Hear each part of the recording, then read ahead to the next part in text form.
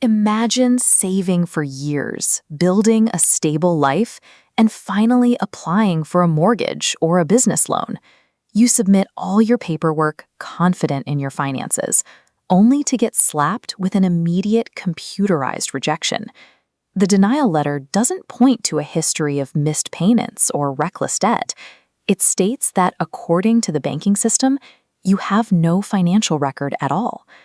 This is the classic financial catch-22. To get approved for credit, you need a credit score. But to generate a credit score, you need to already have credit.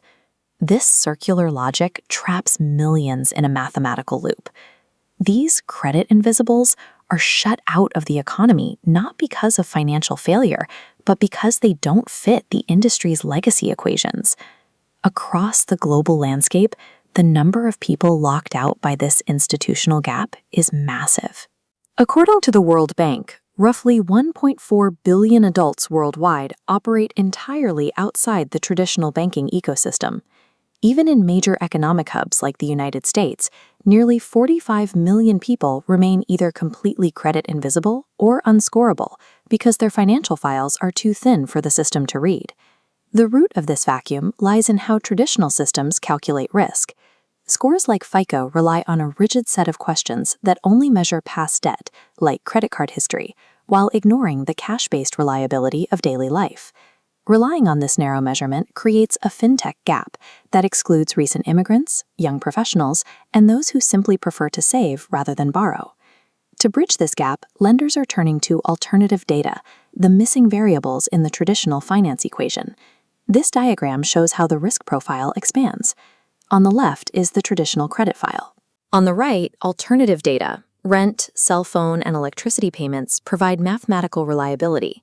Next, open banking evaluates real-time cash flow, checking your income-to-expense ratio and overdrafts. In some markets, digital footprints provide even more granular data. Lenders can analyze smartphone metadata, like how consistently you top up a data plan, to build a non-traditional risk assessment. Mapping these variables replaces the one-dimensional snapshot of past debt with a 360-degree mathematical view of how an individual actually manages their money. Since people have always paid their utility bills, why is the financial sector only utilizing this information now? The answer lies in machine learning. Old linear models broke down when faced with millions of unstructured behavioral data points. They simply weren't designed to process that much noise. Artificial intelligence can pinpoint correlations that humans might miss, finding, for example, that individuals who pay their streaming subscriptions on the same day every month are statistically less likely to default on a loan.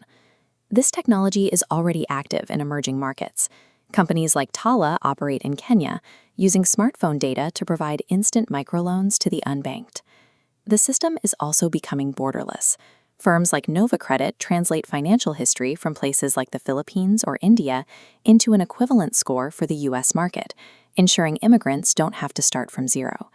This software provides the technical infrastructure to retrofit the global economy, integrating the billions of people who were previously invisible to the banking system. However, shifting towards behavioral analysis introduces severe complications. Assessing creditworthiness based on personal spending habits or digital habits requires a significant surrender of consumer privacy.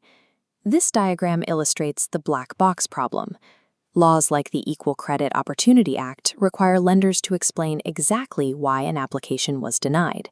If an AI rejects you based on an untraceable web of behavioral patterns, it cannot produce a legally compliant answer. There is also the danger of digital bias. If a credit algorithm is trained on data that reflects existing societal inequalities, it may inadvertently bake those prejudices into its code. While algorithms may resolve the technical catch-22 of financial trust, they simultaneously create new regulatory challenges regarding transparency and civil rights.